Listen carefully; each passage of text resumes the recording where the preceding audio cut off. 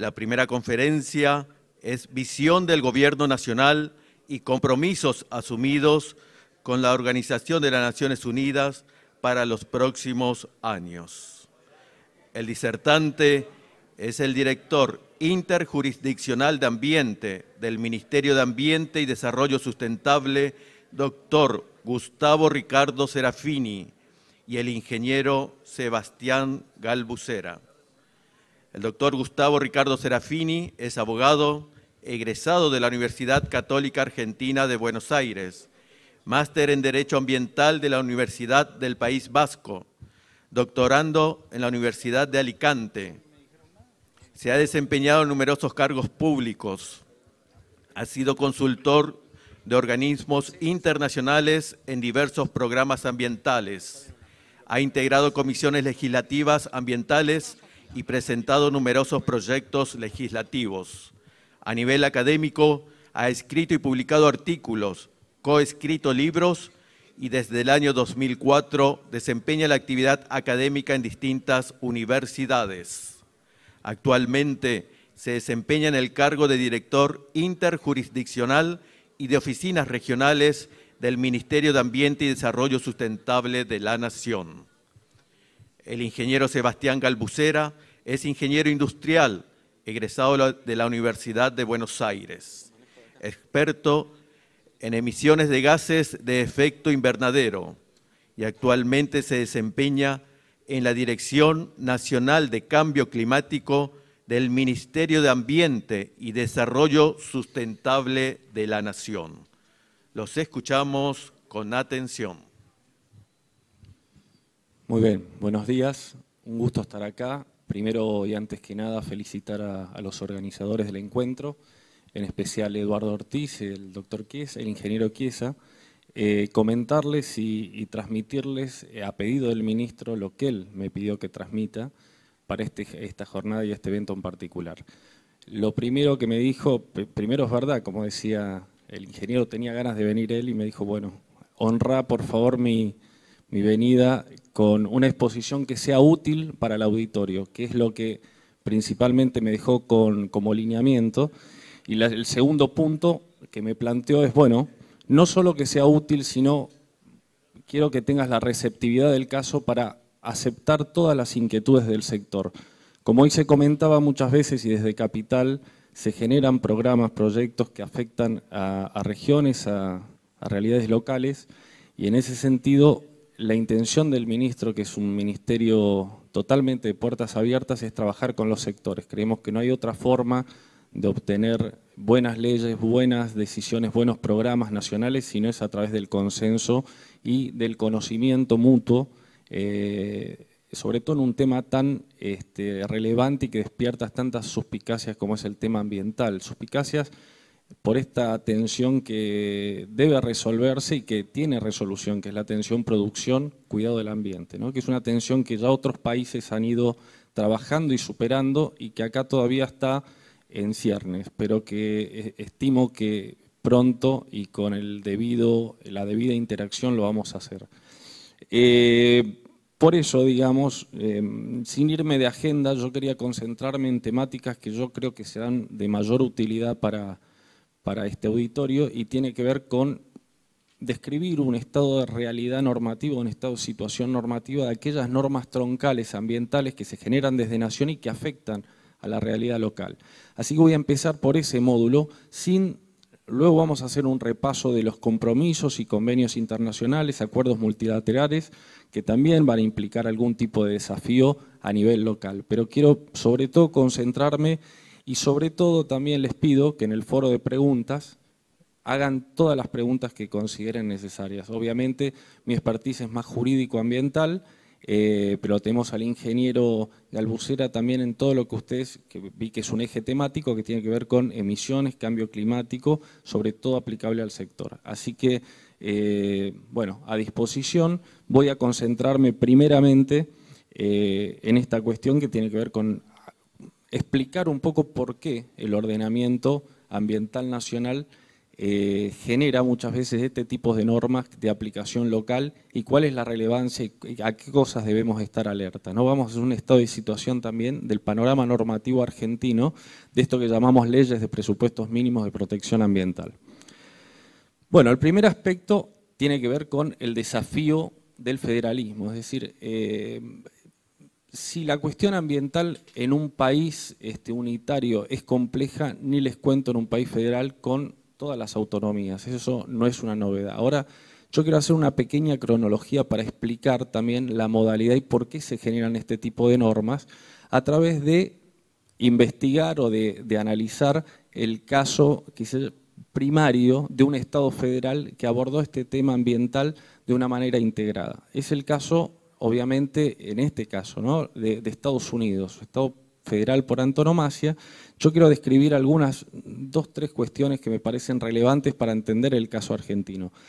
Estábamos en los fines de la década del 50 en Estados Unidos, una realidad de posguerra, una realidad de explosión industrial, de expansión industrial, y Estados Unidos se encontraba en una situación apremiante en relación a contaminación interna. Ustedes van a ver que después Estados Unidos tiene un doble estándar de lo que es política internacional a lo que es política interna. Por política interna se encontraron con un problema que afecta a la cláusula más sagrada que tiene la Constitución americana, que es la cláusula de comercio. En determinado momento entraron y descubrieron que el dumping, que las asimetrías en radicación industrial de distintos estados, que el comercio y tráfico de residuos peligrosos, la instalación de plantas químicas y una serie de sucesos comenzaron a generar problemas para el comercio que eran serios. De hecho, ustedes no sé si lo saben, pero Estados Unidos no consagra en su Constitución ningún derecho al ambiente sano ni nada por el estilo.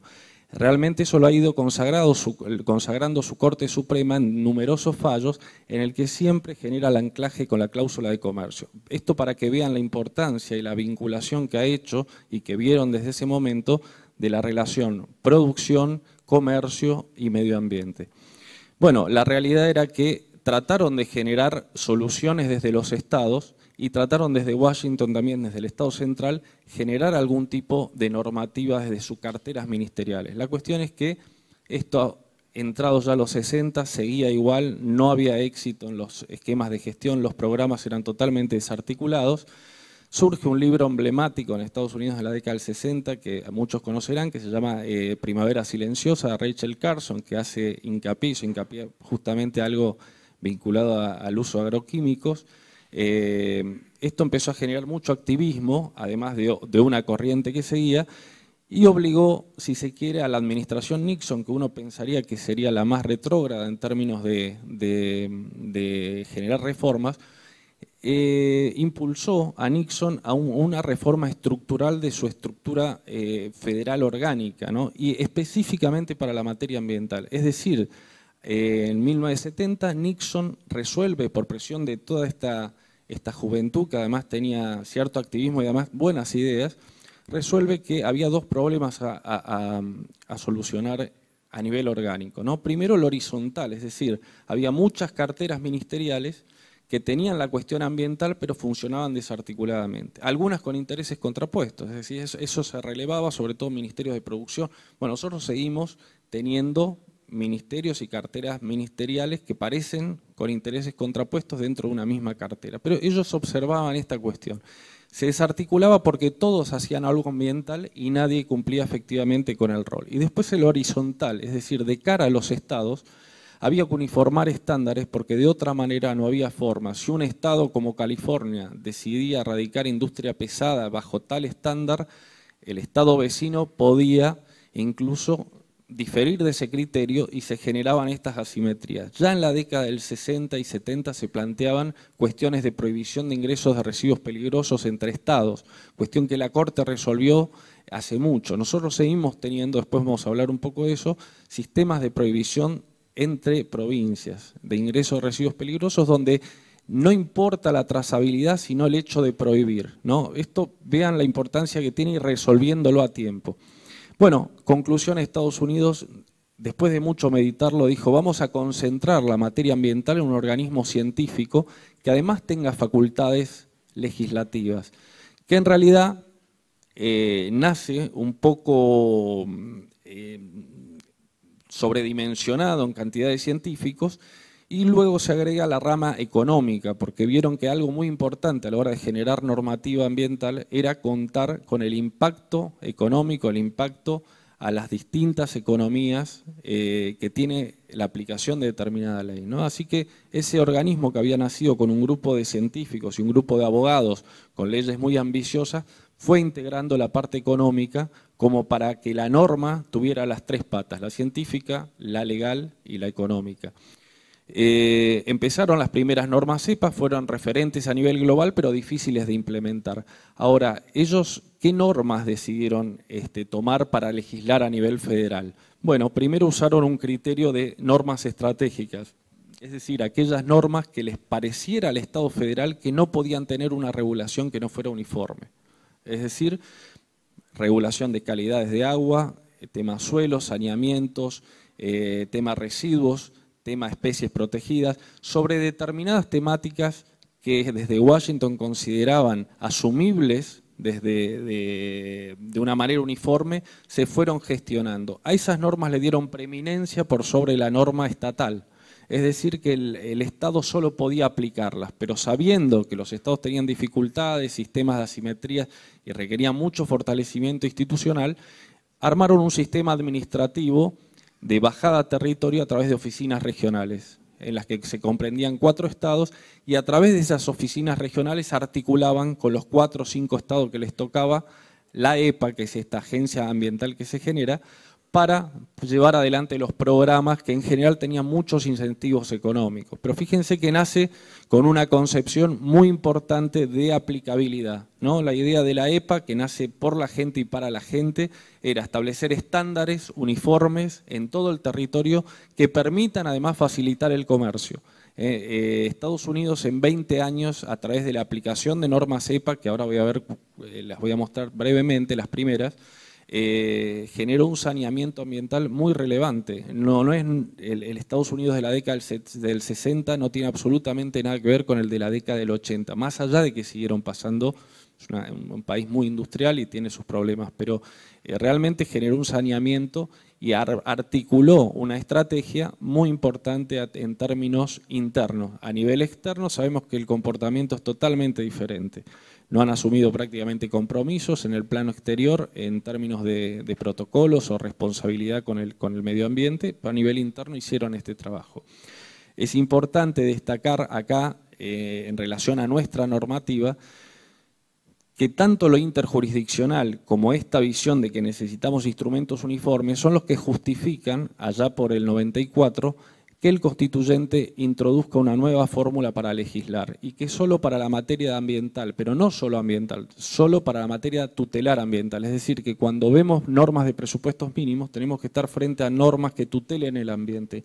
No cualquier norma presentada bajo esa figura es pasible de considerarse como de presupuestos mínimos. Esto es muy importante porque la característica de estas normas es que son aplicables a todo el territorio nacional y de ahí lo que ustedes manifestaban, un productor se encuentra con una norma, hablemos de ley de bosques, hablemos de glaciares en otras actividades, hablemos de otro tipo de normas de presupuestos mínimos, que de repente lo condicionan en un montón de actividades sin haber participado quizás del proceso.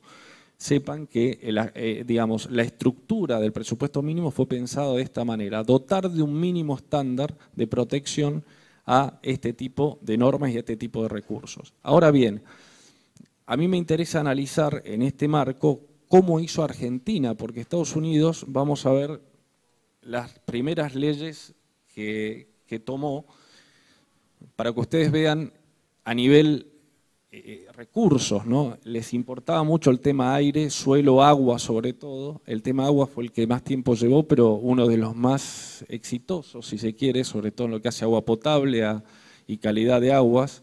El tema de residuos, ya en la década del 70, con esta ley, los norteamericanos trataban al residuo como un insumo, como una fuente energética y como veían la potencialidad de reinsertarlo en el circuito económico.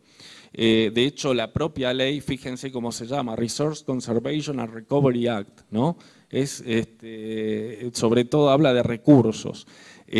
Bueno, después también hizo una ley muy importante de responsabilidad que comprende una serie de cuestiones, pero quizás la más destacable es que genera un fondo público para el tema pasivos ambientales y para otras cuestiones que no podían esperar a la resolución de un litigio. Es decir, el fondo muchas veces dispara para sanear ese lugar que fue contaminado y luego eventualmente repite contra el responsable.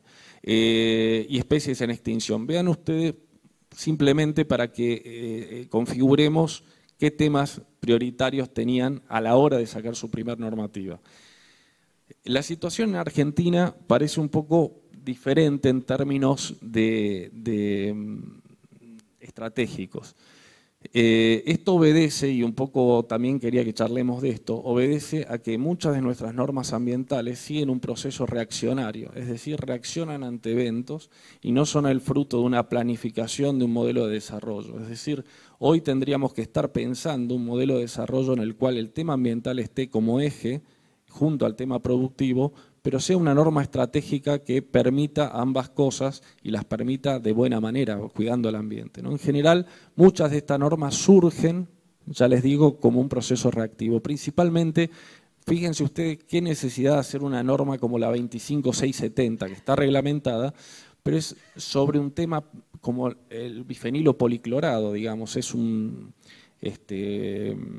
sustancia química que estuvo en nuestros transformadores durante 70 años, que a raíz de un caso que toma estado mediático empieza a tomar la atención del público y finalmente, en vez de hacer una verdadera ley de químicos que comprenda químicos mucho más riesgosos, peligrosos que esto en un gran paquete de presupuestos mínimos, tenemos una ley hipersectorial sobre PCB. Que hay que sacarlos, hay que cambiarlos, fenómenos transformadores. Ahora ustedes vean si esto constituye una ley o un eje estratégico que podría ser. Tenemos otra ley que es la 25688, que esta sí debería ser una ley emblemática, que es la de cuencas. La Corte la consideró vigente, aunque hoy no está de alguna manera aplicable, y es una ley que tiene conceptos muy buenos en relación a unidad de cuenca y a determinadas cuestiones, pero ha sido muy difícil de reglamentar porque ha dejado el mundo hídrico fuera. Es decir, el mundo hídrico me refiero a las cuestiones que hacen a una verdadera ley de aguas como tiene España, como tienen otros países como Israel, en la cual están aunados y en capítulos diferentes está la materia ambiental, etcétera, etcétera, ¿no? Entonces ha sido muy difícil que esta ley se reglamente. Es un pedido permanente de la sociedad civil y a nosotros nos ha costado y sigue costando tratar de reglamentar algo en lo cual el mundo hídrico no se siente representado, ¿no? Esto sin duda no fue el final de un proceso de discusión que en muchos países ha llevado 5 años, sino que surge muchas veces de un legislador que tiene buenas intenciones, pero evidentemente no agotó lo que debe ser una ley, que es el final de un proceso de consensos y el final también de un proceso, una política definida en torno a la gestión de un recurso. Sí, ya vienen después, bueno, la de residuos industriales, la 25612, finalmente tiene un esquema novedoso que no llegó a reemplazar a la que tenemos todavía, que es una ley como la 24051. Y luego tenemos ya otro formato de normas un poco más rescatables, como la de acceso a la información pública ambiental, que si bien no está reglamentada, está vigente y se utiliza y es aplicable a todos los estamentos gubernamentales, sepan que está y que tiene mecanismos muy interesantes para pedir información ambiental por parte de los estados provinciales, municipales, nacionales. Estamos trabajando ahora desde el Ministerio en un proyecto de reglamentación de esta ley, es incipiente, pero sepan que es buena. Tenemos la de residuos domiciliarios, tampoco está reglamentada, no sé si hace falta, es bastante suficiente, y es una ley buena, pero bueno, hoy en la práctica el tema de la gestión del residuo sólido urbano es muy compleja, pues tira casi toda la carga al municipio, ¿no? Muchas veces sin recursos como para llevar adelante algún tipo de gestión. Esto se está reformulando desde el Ministerio con un plan federal para la gestión de residuos. Sepan que está, simplemente hago el comentario. La ley que por ahí afecta un poco al sector en algún punto, que es la ley de bosques nativos, que es una ley muy interesante, muy compleja, con muchas aristas para discutir. Si quieren, en algún momento de las preguntas las podemos plantear, pero brevemente hay que decir que el caso de deforestación en Argentina es un tema preocupante, no solo a nivel nacional, sino a nivel global. La OCDE ya lo destacó y otras organizaciones ven con preocupación, si bien la estadística muestra que está mermando esta deforestación, todavía no logramos parar la deforestación y hace falta una estrategia inteligente para tratar de proteger nuestros bosques nativos y no solo nativos, no se olviden que tenemos una ley del 49 que está vigente también de enriquecimiento forestal, una ley de adhesión, que habla de bosques protectores, que quizás son tan o más importantes, son aquellos que sostienen, fijan médanos, están en la ribera de los ríos, son los que sostienen la tierra, ¿no? Hoy tenemos grandes problemas con este tema de bosques protectores por deforestación, zona Córdoba, Catamarca, Cuenca del Salidulce, hay problemas con el sector papero que deben conocer, hay inundaciones, hay cuestiones serias que invitan a reforestar. Bueno, esta ley de bosques nativos está acomodándose, se está analizando la mejor manera de implementar y es una ley que tiene poco rodaje y vamos aprendiendo también en el camino. Después, si quieren, charlamos algunos aspectos de la misma. La ley de glaciares, les comunico de paso que antes de ayer, el lunes, martes, se presentó el Inventario Nacional de Glaciares, el informe final. Se presentó en Casa de Gobierno, el jefe de gabinete fue muy elogioso con el trabajo hecho y se reivindicó la actividad de una autoridad científica como Lianiglia, que había adoptado criterios técnicos para la elaboración de este inventario.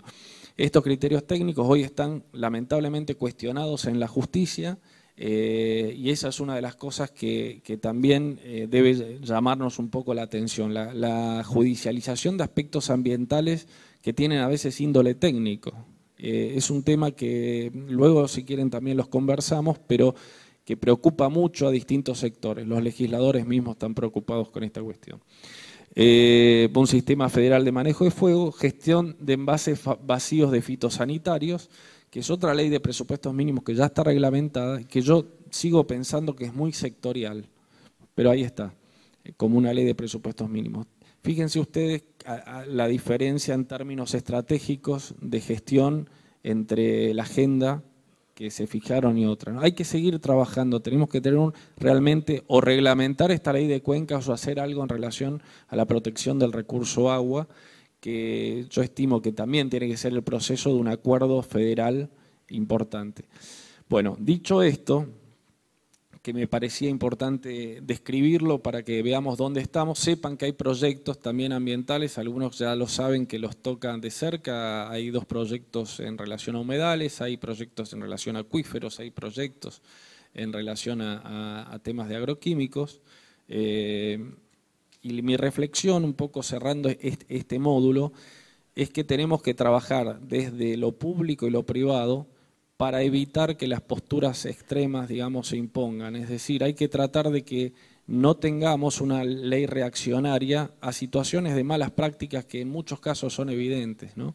El tema de uso de agroquímicos, ahora voy a contar lo que está haciendo el Ministerio, pero sepan que tenemos experiencias muy valiosas de mejoras a través de programas e interacción con las provincias. Les voy a dar el caso simple del caso Salidulce con las azucareras,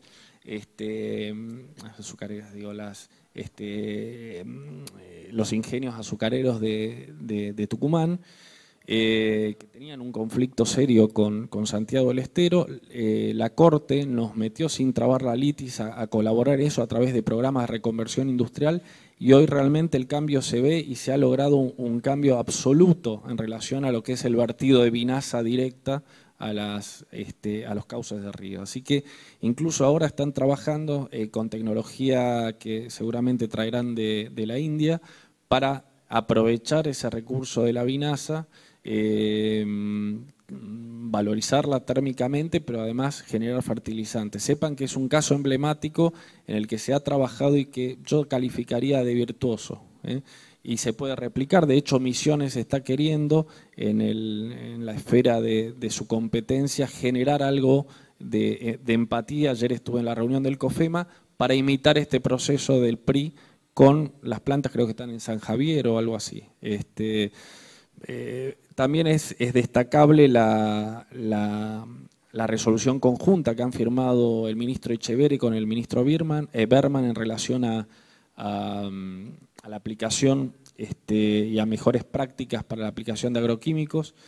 Se generó una comisión de las cuales participan distintos ministerios y que espera que genere un manual de buenas prácticas o algunos lineamientos de buenas prácticas. Por ahora estamos en una etapa de relevamiento normativo general. Se está trabajando también en la mesa Foresto Industrial, que quizás Sebastián les pueda comentar, que tiene que ver mucho con los intereses o inquietudes de este sector NEA. Se está generando también desde el Ministerio de Ambiente una nueva ley de biodiversidad que está en ciernes, que eso se va a socializar cuando sea oportuno. Y en lo que a mí respecta, hemos generado también la creación de estructuras para oficinas regionales del Ministerio en las distintas jurisdicciones, una por región. Eso está a mi cargo, todavía no hemos abierto una, tenemos la expectativa de abrir la primera en Santiago del Estero, pero sepan que van a haber una por NOA, NEA, Patagonia Norte, Patagonia Sur, Cuyo y Centro. Eso está en curso, ya está diseñado el sistema y la idea es colaborar e interactuar mejor con las provincias que integran esas regionales en lo que sea la implementación de políticas y trabajo conjunto. También una de las cuestiones que nos interesa, que implementó la EPA y bajó mucho el nivel de conflictividad, sobre todo de judicialización, son ámbitos voluntarios de resolución de controversias. Simplemente es prestar un ámbito para que un inversor, un productor, alguien que quiere llevar adelante se junte con la sociedad civil e informe del proyecto, que cada uno tome conocimiento. Esto lo que demostró en Estados Unidos es que gran parte de la litigiosidad tiene que ver con el desconocimiento, la ignorancia respecto de proyectos y de los alcances del mismo. Por lo menos nuestra idea a futuro es generar un ámbito que permita esto. Bueno, en lo que a mí respecta, en lo que hace al bloque local, me estoy extendiendo, me paran. Creo que está simplemente comentar, por no dejar de lado la agenda. Estos son los AMUMAS, acuerdos multilaterales sobre medio ambiente, que generan compromisos a nivel nacional, y los que tienen que ver más con el sector podemos señalar CITES, de especies protegidas, Ramsar, obviamente lo de humedales, Argentina creo que tiene hoy 22 sitios Ramsar, lo de diversidad biológica, desertificación, cambio climático, del que va a hablar Sebastián, y un paquete de químicos que contiene el convenio de Basilea, Rotterdam, Estocolmo y Minamata, que es reciente, de septiembre del año pasado, que tiene que ver con la eliminación del mercurio. Todo este paquete de compromisos es muy importante en términos de conocimiento de las autoridades locales del alcance de cada una de las obligaciones contraídas, las cuales se van a ver mejor en los desagregados de las distintas conferencias de partes, en los protocolos y documentos y resoluciones anexas. Para que vean la Estrategia Nacional sobre Biodiversidad, en relación al Convenio de Diversidad Biológica, prevé estas cuestiones: conservación de la biodiversidad y su uso racional, alcanzar un 13% de superficie mínima protegida en territorio nacional, alcanzar 4% de cobertura de protección de zonas marinas y costeras y aumentar un 20% la superficie de protección actual de los humedales. En términos de especies protegidas y amenazadas de flora y fauna silvestre, tenemos esas tres categorías que son bien conocidas: en peligro de extinción, sometidas a control y sometidas a protección de un país, que requiere la ayuda de otros países para ingresar en esta categoría. Argentina está en algunos casos reviendo estas categorías, pero es un convenio que funciona y está vigente con sus bemoles. Esto en cuanto a sitios Ramsar declarados en la Argentina, que vamos a aclarar, bueno, después lo van a ver, pero digamos, sitios Ramsar no tiene absolutamente nada que ver en sí, incluso en su definición, con las definiciones previstas en alguno de los proyectos que están en curso, que eso, si quieren, después los hablamos. En el Congreso eso no es proyecto del Ejecutivo, sino de diputados y senadores. Esto en relación a desertificación y sequía, y quiero concentrarme, de esto no voy a hablar porque va a hablar Sebastián. Ahí está, hay un error, dice 183 y es 483, y este es el paquete de químicos Quizás el convenio más exitoso no está mencionado acá. El único exitoso que podemos calificar de exitoso que no ha tenido resultados magros es el de Londres, Protocolo de Montreal, en relación a sustancias que agotan la capa de ozono. Y en gran parte es exitoso porque ha tenido una buena diligencia de la Secretaría Administrativa, pero también porque había un recambio económico para eso. En lo que afecta al campo, ustedes lo habrán visto en el tema bromuro de metilo. Al bromuro de metilo se lo encuadró entre estas sustancias que debían eliminarse por lo volátil, porque realmente agota la capa de ozono, y digamos que fue una gestión relativamente exitosa, aunque quedan remanentes de bromuro en distintas jurisdicciones y aplicación que no, obviamente no es formal, ¿no? Pero existe todavía bromuro de metilo en el país, más allá de que la gestión desde el Ministerio de Ambiente con Proson ha sido buena. Esto tiene que ver con un compromiso que asumimos en el 2015 con todos los países, con gran parte de los países integrantes de la ONU, y son los Objetivos de Desarrollo Sostenible. Son objetivos metas que tienden a uniformar determinadas metodologías para medir todas estas variables, y la idea es llegar a la Agenda 2030 y un compromiso muy fuerte del gobierno a través de la Comisión Nacional de Políticas Sociales, de Coordinación de Políticas Sociales, a cargo de Carolina Stanley, y están integrados todos los sectores, incluso distintas carteras, pero además los sectores productivos. Sepan que pueden participar como sector también en el marco de esta comisión. Si van a la página van a ver, 5 minutos, ya estoy. Van a ver esto, igual es lo que me queda.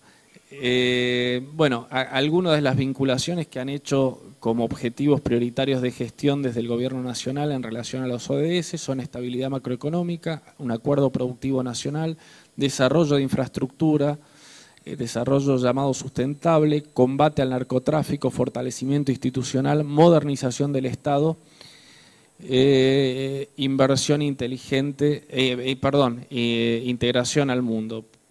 Esto es lo que les quiero comentar brevemente en relación a la Organización de Cooperación de Desarrollo Económico, la OCDE, para la cual hemos aplicado candidatura, digamos, en 2016, y que tiene, bueno, esta es un poco la explicación de los países que la integran, pero tiene como objetivo, más que nada, generar un ámbito de comercio propicio entre los países que la integran. Fíjense que el 60% del PBI global lo integran los países miembros. En Latinoamérica solo México y Chile integran esta organización, y Argentina está en plena revisión y evaluación.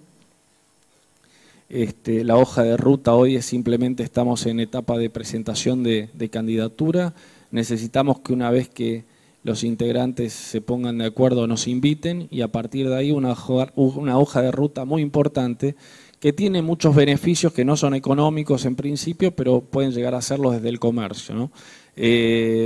Por lo pronto va a generar y requiere una gran articulación de mecanismos institucionales y una gran gestión para articular esto. Fíjense que 1/3 de los requisitos de la OCDE son ambientales, con lo cual hay un desafío enorme para ingresar en relación a la armonización normativa y a varias cuestiones. 2 puntos del primer relevamiento de OCDE que quiero señalar, que dieron cierta alarma: el tema diversificación en el instrumento de evaluación de impacto ambiental. El Ministerio está trabajando con las provincias en el ámbito de COFEMA en una suerte de herramienta para distinguir proyectos que puedan ser pasibles de una evaluación de impacto ambiental uniforme bajo metodologías uniformes, que es algo que reclama la OCDE. Sepa que eso está en curso. Y el otro aspecto era el de deforestación, que evidentemente llamó la atención de la OCDE, ¿no? Estos 2 aspectos son puntos de atención. Sí nos califica muy bien en términos de acceso a la información pública y otras cuestiones en las cuales Argentina está bastante bien. Bueno, eso es todo de mi parte. Muchas gracias.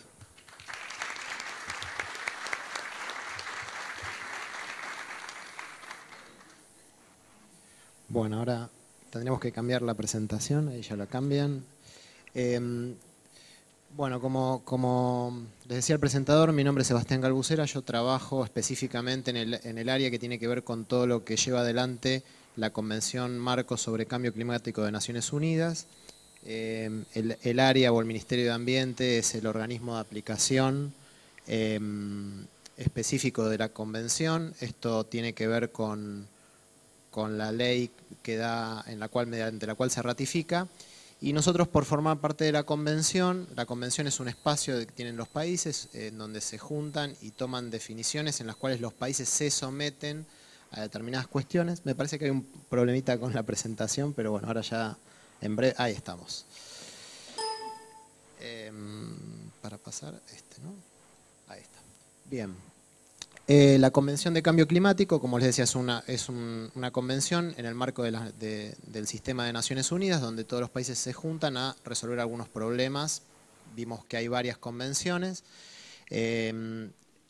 tanto la de cambio climático como la de biodiversidad, como la de lucha contra la desertificación, provienen de la Cumbre de la Tierra que se hizo en el año 92. Argentina ratifica con fuerza de ley la convención en el año 94 y a partir de ahí asume una serie de compromisos. Uno de esos compromisos es informar su situación frente a las emisiones de gases de efecto invernadero y también con respecto a la adaptación y a los riesgos climáticos que eso puede llegar a tener. Ese formato de informe es un reporte estandarizado que se llama Comunicación Nacional. Argentina ya presentó 3 comunicaciones nacionales y después, no está marcado ahí, pero también ratificó el protocolo de Kioto también con fuerza de ley. El protocolo de Kioto planteaba que los países desarrollados iban a tener una reducción de emisiones y los países en vías de desarrollo, como en el caso de Argentina, iban a hacer lo posible en medida de tener financiamiento internacional para hacerlo, pero no estaban obligados a un valor objetivo.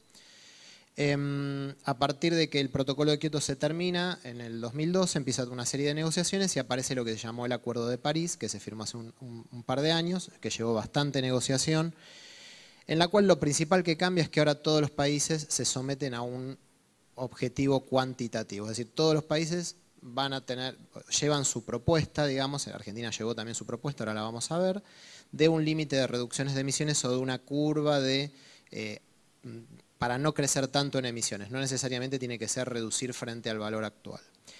En el marco de las negociaciones también aparece otro nuevo reporte que se llama Informes Bienales de Actualización, que es como una comunicación nacional chiquitita. Hay que aclarar que todos estos reportes son estandarizados y se hacen con una metodología determinada, ahora vamos a ver rápidamente.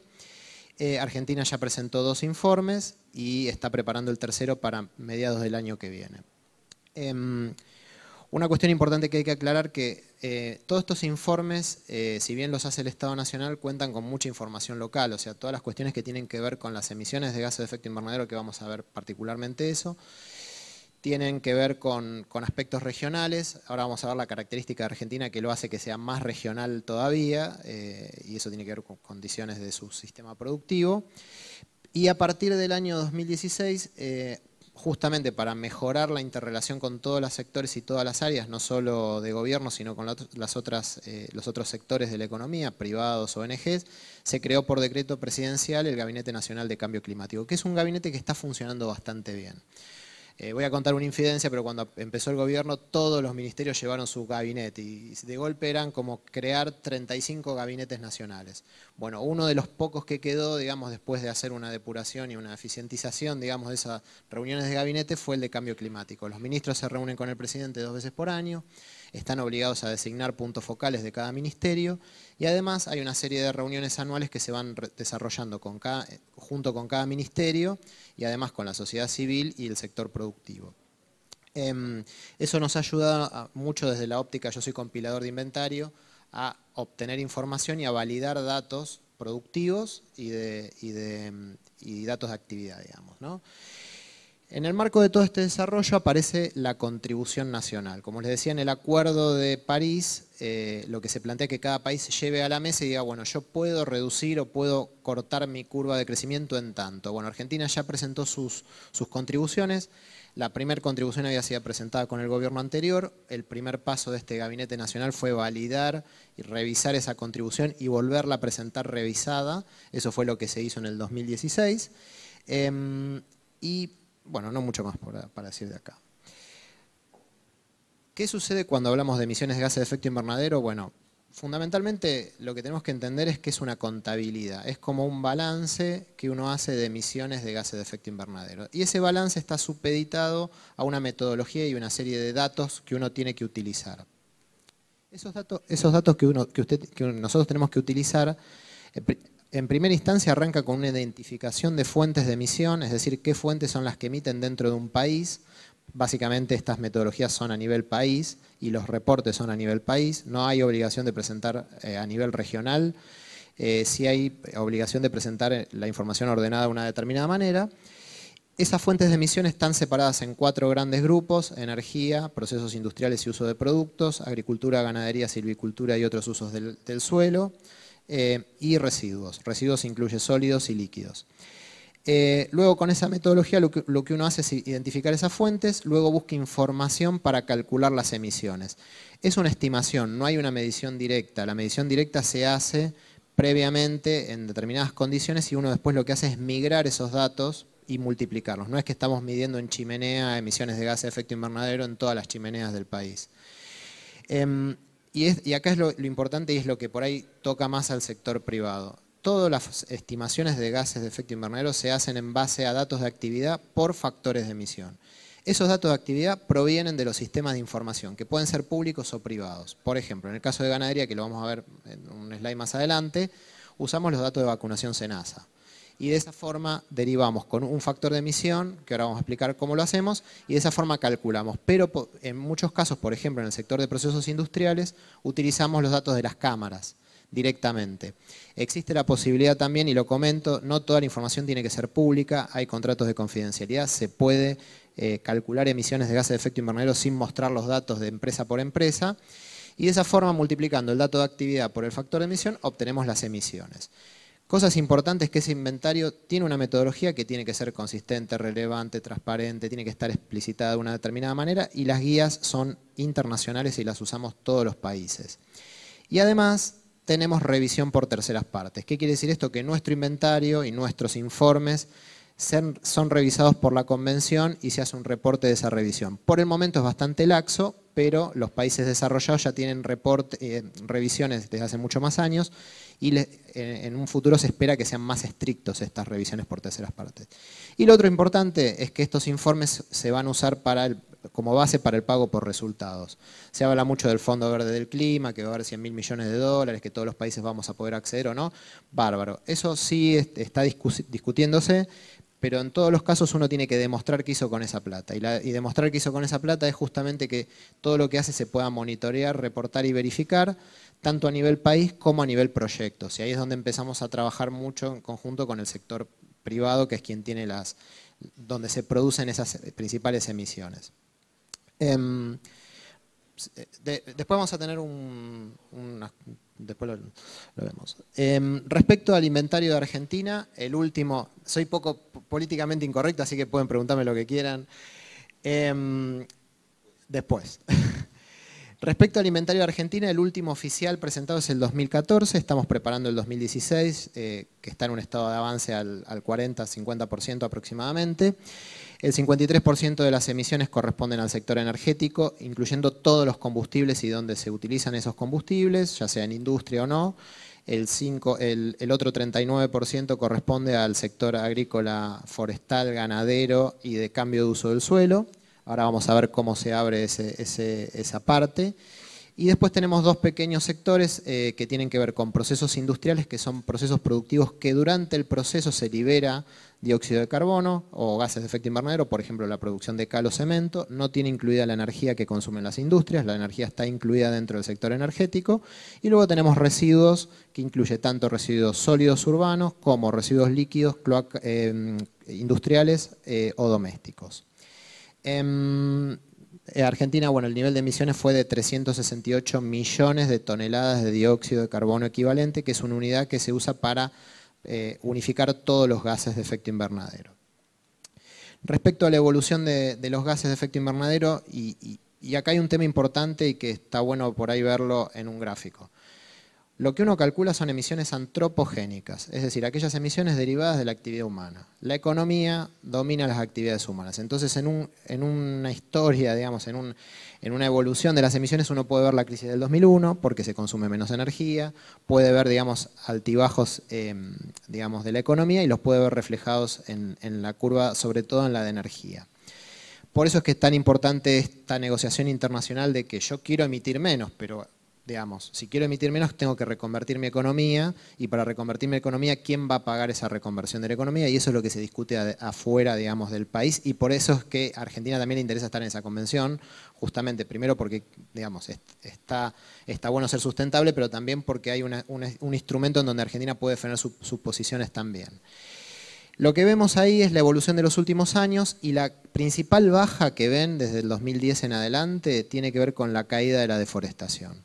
La deforestación, ahora lo vamos a ver, representa aproximadamente el 14% de las emisiones totales de Argentina para el 2014, representaba el 20%, y la caída de la deforestación con posterioridad a la sanción de la ley de bosques es lo que da esa caída abrupta. El resto de los sectores tiene una evolución razonablemente creciente de acuerdo al desarrollo y al crecimiento de la población, el tema de energía. En el caso de ganadería es bastante constante también, porque es directamente proporcional a la cantidad de cabezas de ganado. No es tan así, pero más o menos así. Pero bueno, esta es la evolución que tenemos.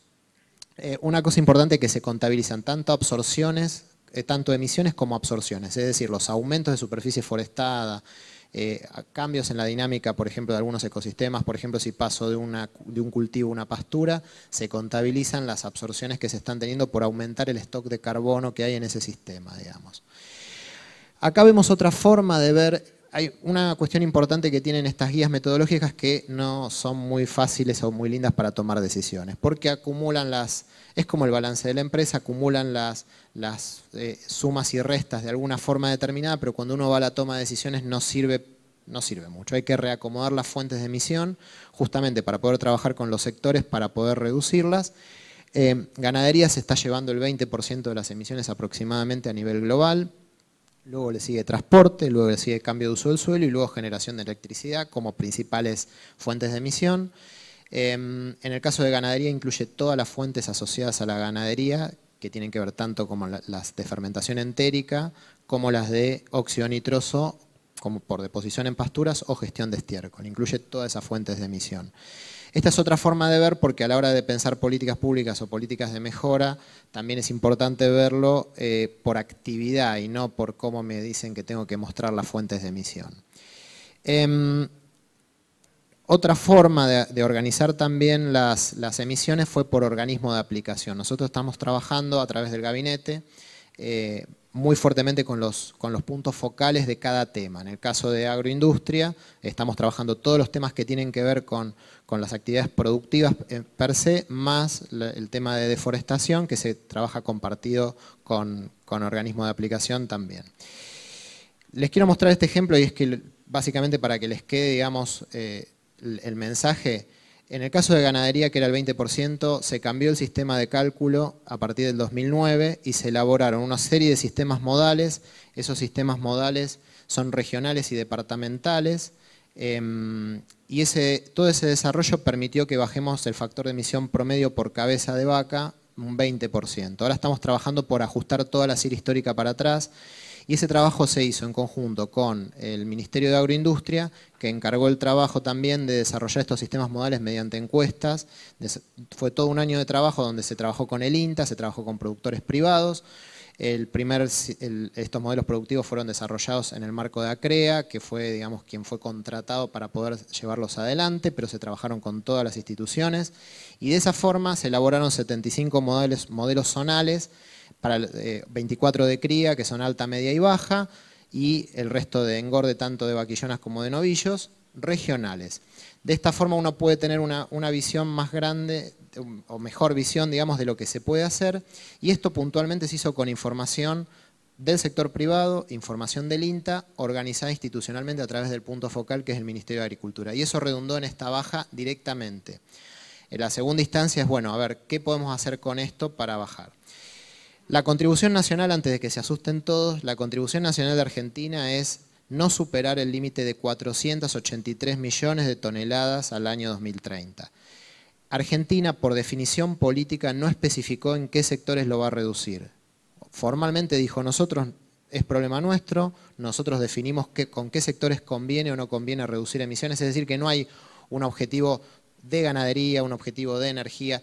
Sí se hizo una cuenta, digamos, internamente para ver si ese valor era factible o no, en el cual en la ganadería no se puso ninguna medida de mitigación. En este momento se está analizando si se puede incluir algo o no adicional a lo que ya se había puesto. Pero formalmente Argentina no tiene un compromiso sectorial, tiene un compromiso global. Ese compromiso global se está plasmando en planes sectoriales, ya se hizo energía, bosques y transporte, ya está terminado, bosque nativo, perdón, no bosque implantado, y ahora se está trabajando con el plan de agro y bosque implantado, cultivado, infraestructura y territorio e industria que también se van a terminar durante este año. Ese proceso es participativo, se llevan adelante. Recién les comentó Gustavo el tema de la mesa forestal. Hay una mesa de Foresto Industria donde están sentados los sectores productivos y ahí se está discutiendo si la meta de forestación es viable o no. Se plantea una meta o se planteó un objetivo de ampliar la superficie forestada en 800.000 hectáreas más en todo el país como parte de la medida de contribución. Pero lo importante de este proceso es que es un proceso participativo, donde están participando las cámaras, donde están participando los sectores, donde están participando las ONGs y donde también hay una oportunidad para aquellas cámaras que por ahí no están participando tan activamente que se sumen, porque está el espacio para hacerlo. Finalmente les dejo todo lo que tiene que ver con difusión y comunicación. En la página web del Ministerio tienen toda la información disponible. Hay una plataforma web donde pueden hacer una búsqueda dinámica de los datos que quieran ver. De hecho está las emisiones por tonelada equivalente de res con hueso, yo les hice una captura de pantalla, es el último grafiquito, pueden entrar y buscar la información, pueden bajar la información oficial presentada a Naciones Unidas y pueden bajar un cuadernillo de difusión que es como un súper resumen del inventario muy visual para que entiendan qué se calcula, cómo se calcula y cuáles son las fuentes de emisión. Próximamente también está un trabajo que hicimos que fue desagregar las emisiones provinciales. Este trabajo no está publicado todavía, se hizo una capacitación provincial en todas las provincias el año pasado. Se va a publicar en breve, tenemos un tema ahí con sistemas que no nos sube la plataforma, pero bueno, va a estar todo colgado. Y es básicamente desagregar ese inventario nacional, que es la obligación que tiene Argentina, en inventarios regionales para que cada provincia pueda entender cuál es su perfil de emisiones para ver en qué ejes puede trabajar y en cuáles es más fácil y menos fácil. Por mi parte, nada más.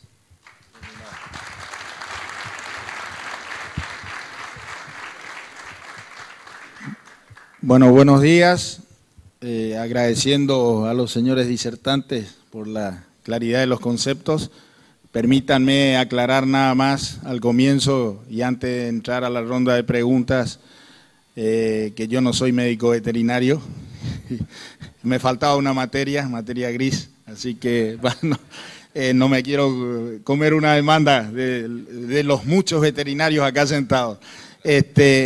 La metodología para la apertura, para la ronda de preguntas va a ser, piden la palabra y tenemos disponibles los chicos con el micrófono inalámbrico, se los acercan y pueden consultar y evacuar las inquietudes que tengan. Les pido nada más que sean breves y concretos en las consultas porque así le damos la posibilidad de preguntar a varios. Gracias. Acá había alguien que estaba anticipándose. Ahí tiene el micrófono.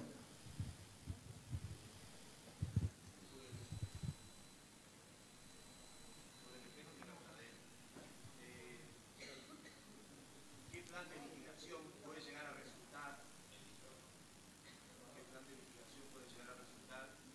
Porque según la pantalla lo que figuraba, según la pantalla lo que figuraba, el 20 y pico % eran ganadería. Creo que, como bien dijo usted, nosotros como CRAN necesitamos estar en esa mesa porque el plan de mitigación sobre eso va a ser fundamental. Y ni hablar con la perspectiva de la ganadería que pueda haber con los mercados que surgen ahora, ¿no? De que se habla de Japón, de China. ¿Qué alternativa va a haber en eso? Porque inexorablemente ese sector es mucho más contaminante, la bosta de la vaca, seguramente será más en los feedlot que en el campo natural, ¿no? Pero ¿y qué plan hay sobre eso? No, acercamos.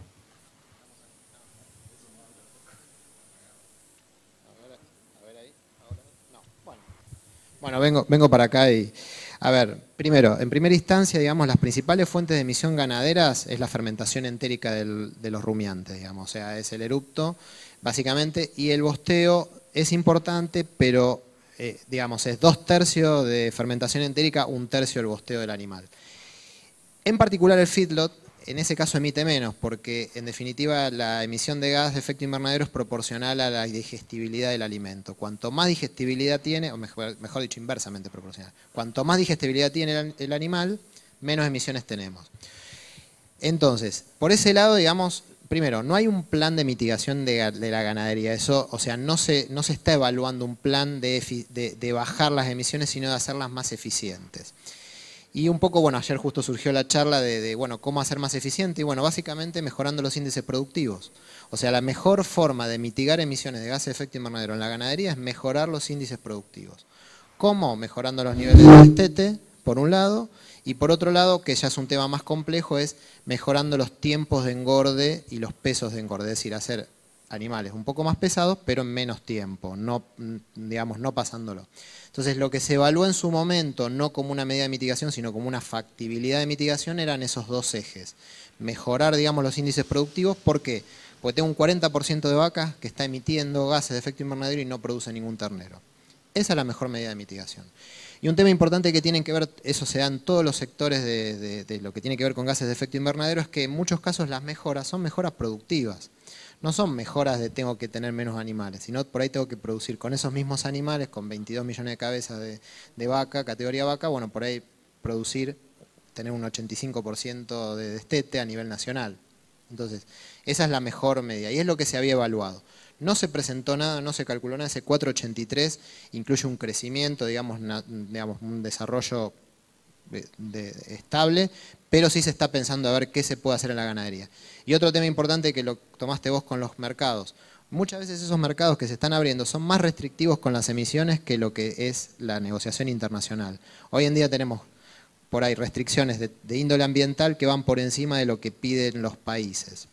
Entonces, estar preparados para defender, digamos, la característica de nuestros sistemas ganaderos, y si son pastizales también incluir las otras cuestiones que tienen que ver con biodiversidad, con manejo del agua, digamos, todos los beneficios que tiene no hacer todo feedlot, sino básicamente mantener estos sistemas en armonía. Eso también mejor vende mejor vende el producto afuera, digamos, sobre todo en mercados como la Unión Europea, Japón, digamos, mercados que son restrictivos ambientalmente, tienen mucha restricción ambiental, tienen que tener tal certificado, tal cosa. Pero bueno, no sé si responde bien. Ah, ya, anda, bien. Si no caminaba, ¿no? Gracias. ¿Que ustedes hicieron algún cálculo de cuánto le costará al sector privado adaptarse a esas exigencias de leyes ambientales y qué método usaron? Hago este comentario por lo siguiente. Como mencionaron Estados Unidos, la Fundación Heritage determinó en Estados Unidos que de acuerdo al Acuerdo de París, para el 2035 al sector privado le costará del 13 al 20% más de energía.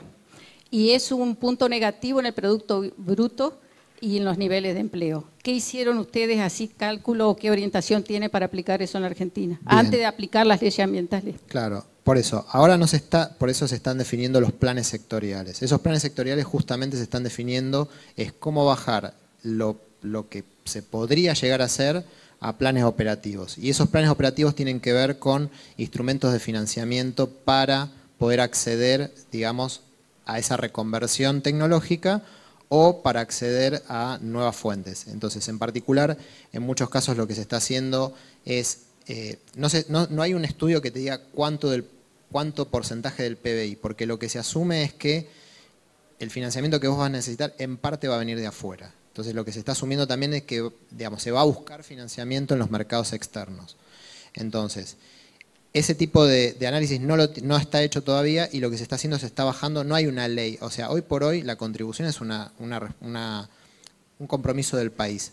No hay ninguna ley que baje y diga que hoy tiene que emitir más o menos cada sector.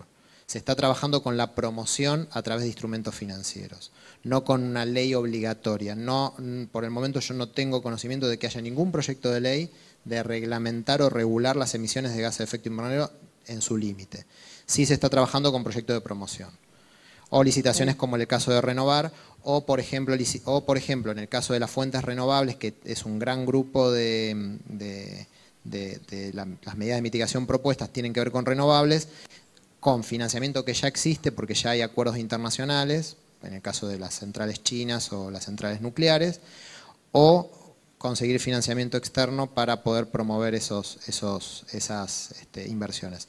En el caso de energías renovables, por ejemplo, ya tenemos un antecedente de que todo lo que es renovable que está conectado a la red se considera de base, entonces despacha sin importar el costo de esa energía. Entonces eso ya es como ese tipo de promoción. Le comento porque acá en la provincia de Corrientes son de firme aplicación algunas leyes ambientales. Por ejemplo, que se mencionó en la mesa, la ley de bosques. Acá hay sectores productivos, tierras productivas, que están limitados en el uso de la propiedad privada porque están bajo la ley y la órbita de la ley de bosque, a pesar de que en esos campos no existe bosque, sino arbitrariamente se determinó, no sé por qué razón, y así fue. Es lo mismo que en la cuenca de Liberá. Hay 800.000 hectáreas que contornean la cuenca de Liberá y sin embargo la mayoría no puede hacer uso del agua con una cañería para ganadería o para agricultura. Entonces esas leyes de facto ya están actuando en la provincia de Corrientes. Le paso a Gustavo que... Sí, en relación a bosques nativos, ahí hay que decir algo que es importante, que es que la propia provincia define su propio ordenamiento territorial. Es decir, que a la hora de determinar categorías restrictivas fue la propia provincia quien dijo esto es rojo, esto es amarillo y esto es verde, ¿no? Ahora estamos en un proceso de revisión de ese OTBN. El primer OTBN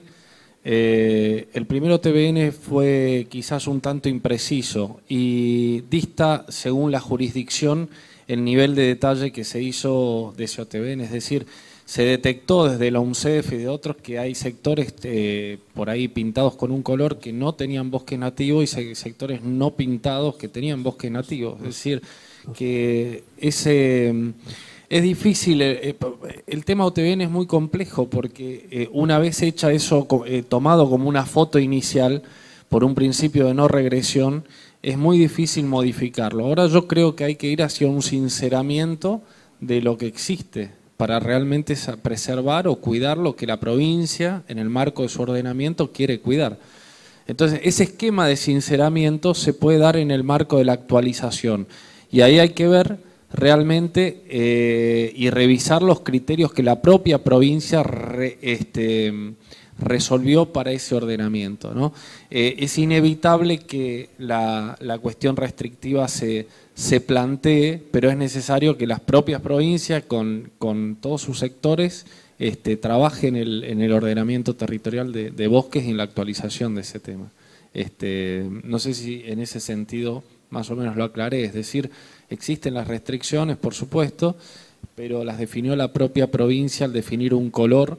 Y en algún caso, si eso estuviera equivocado, existe también un mecanismo que es el de recategorización predial a través del cual es una cláusula de ajuste mediante el cual puede ajustar ese color a otra categoría de protección y permitir, por ejemplo, han pasado muchas de amarillo a verde y de rojo a amarillo, o sea, esa es la verdad. Bien, sí, vamos ahí.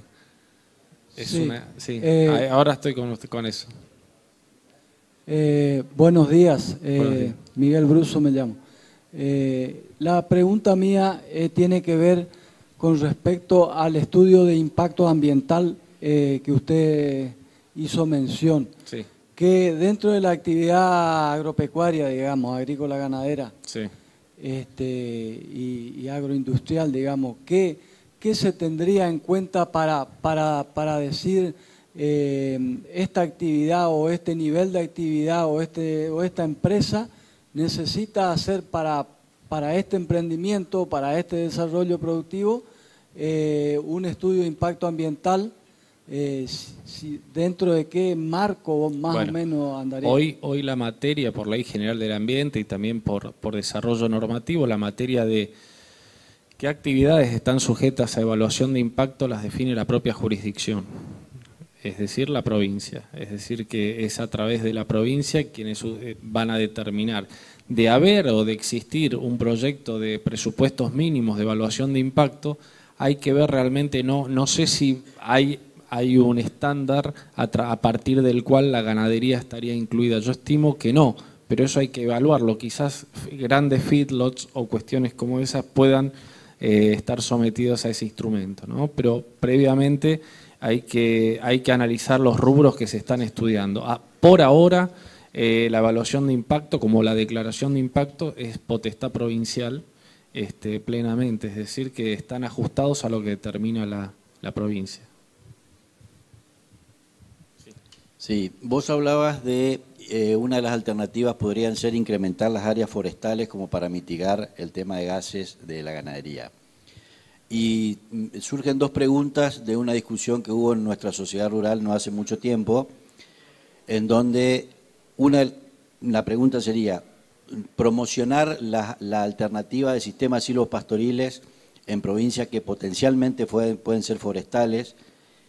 Y la segunda pregunta que nos planteaban algunos productores era si en un futuro productores forestales pueden producir masa forestal para vender bonos de carbono a regiones en donde la ganadería sí produce unos impactos mucho mayores, en donde provincias producimos forestación, pero no producimos emisiones, y vender esos bonos de carbono a provincias o a regiones que sí lo hacen. A ver, por el momento no hay pensado un esquema de compensación de ningún tipo, por lo menos público, digamos. No quita que no haya protocolos y que en general con índole privada, cuando uno quiere etiquetar, por ejemplo, etiquetar una carne carbono neutral, que pueda hacer uso de esas herramientas. Lo que está pensado en la contribución nacional es, no importa dónde se den esas superficies, aumentar en esas 780.000 hectáreas.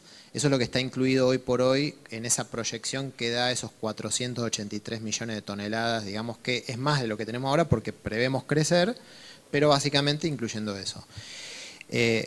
Por ese lado, digamos, no hay, por lo menos por el momento no hay contemplado ningún esquema que tenga que ver con intercambio de emisiones dentro del país. El compromiso es total país, es nacional, con lo cual el país en su totalidad lo tiene que cumplir. ¿Cómo se va a verificar? Cuando llegue el 2030 se va a hacer ese inventario y se va a verificar si pasó o no pasó ese total, incluyendo la forestación, incluyendo la ganadería, incluyendo todo. Respecto a lo que es silvopastoril, bueno, hay que distinguir, digamos, dos tipos, digamos, tenemos lo que es silvopastoril con nativas, digamos, y lo que es, lo que es MBGI, digamos, manejo integrado de bosque, y lo que es el silvopastoril, digamos, incorporado con exótica. Lo que es exótico, digamos, o lo que es implantado, cultivado, digamos, de esta forma, está metido dentro de esa meta de 780.000 hectáreas, que una parte puede ser en conjunto con el con ganadería o no, eso dependerá del sistema productivo si lo puede o no.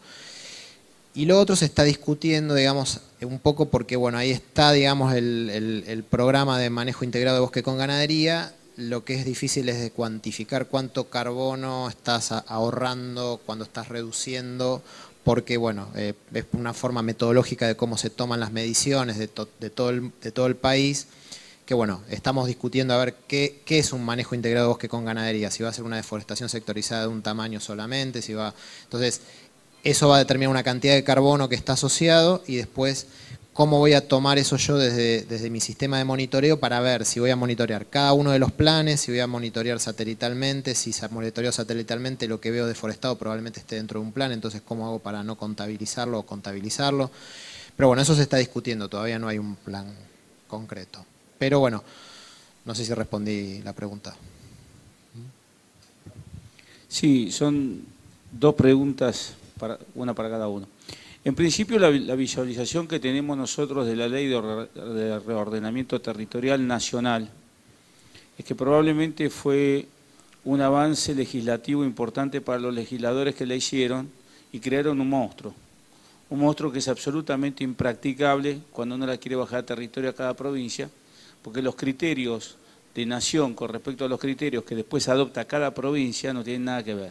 Entonces es como querer meter un cubo en un redondel o viceversa, y lo pagamos nosotros los productores que nos comemos todas las tensiones.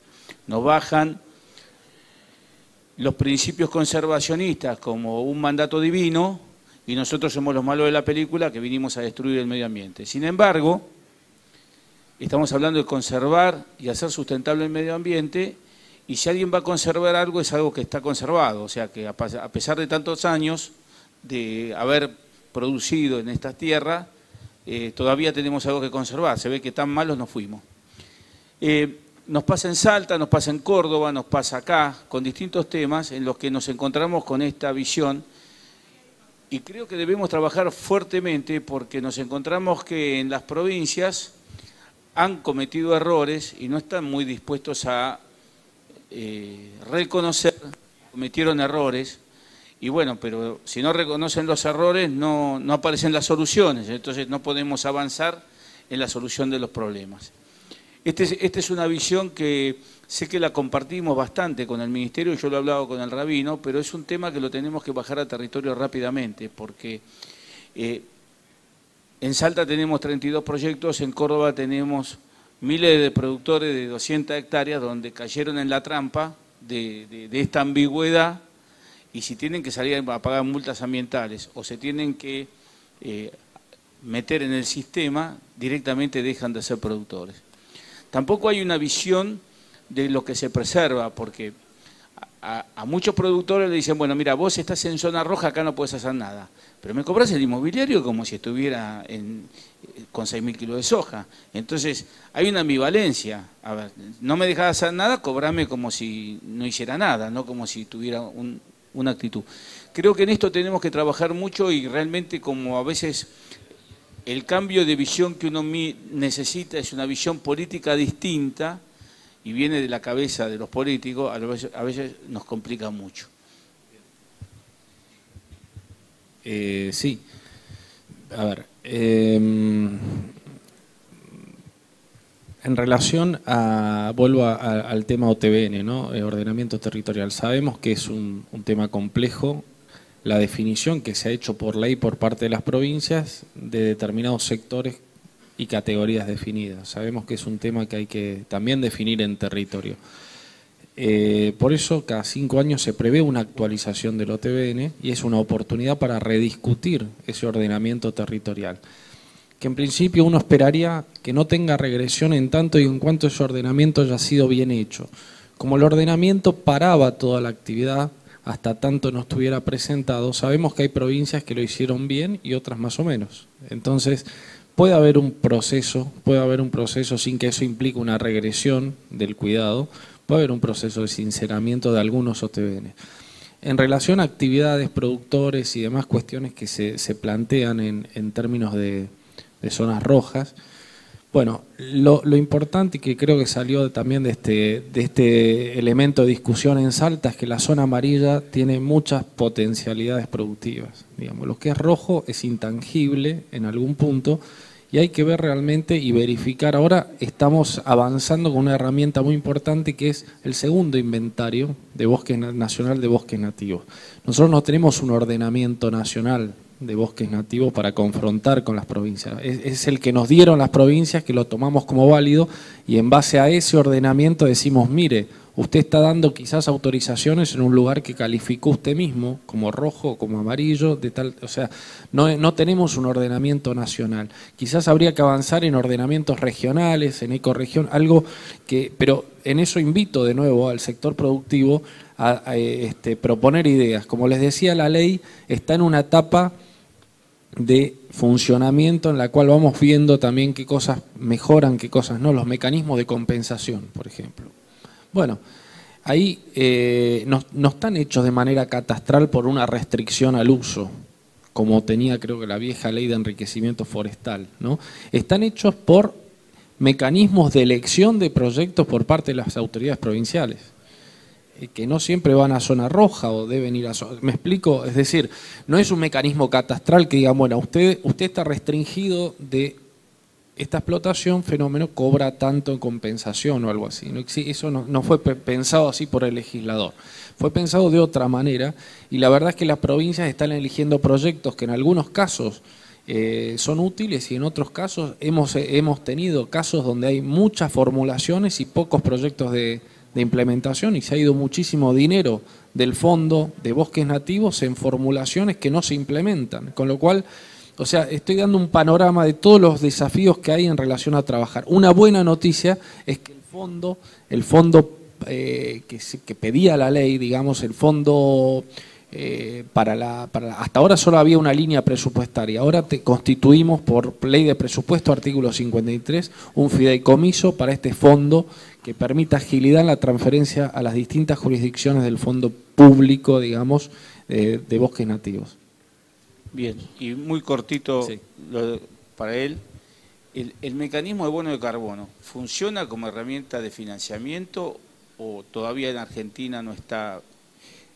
Argentina participaba, digamos, del mecanismo de bonos de carbono a través del mecanismo para un desarrollo limpio que terminó cuando terminó el protocolo de Kioto.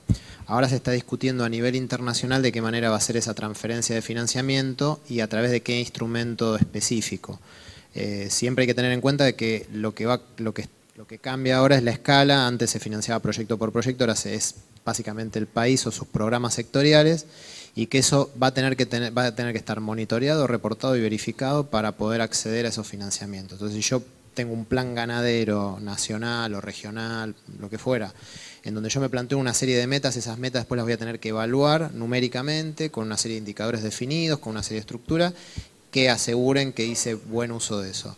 Lo que hay en el mercado internacional son protocolos de adhesión voluntaria, en donde hay un intercambio de bonos, que en realidad tiene que ver, se dio mucho para forestaciones, pero son mecanismos privados, digamos, donde hay un estándar, uno aplica ese estándar, genera ese certificado bajo esas normas de ese estándar, y ese certificado se comercia. Bajaron mucho de precio con la caída de Kioto, pero se comerciaban en Chicago, Climate Exchange, se comerciaban. Pero bueno, hoy por hoy es lo que hay, digamos, no hay un esquema así.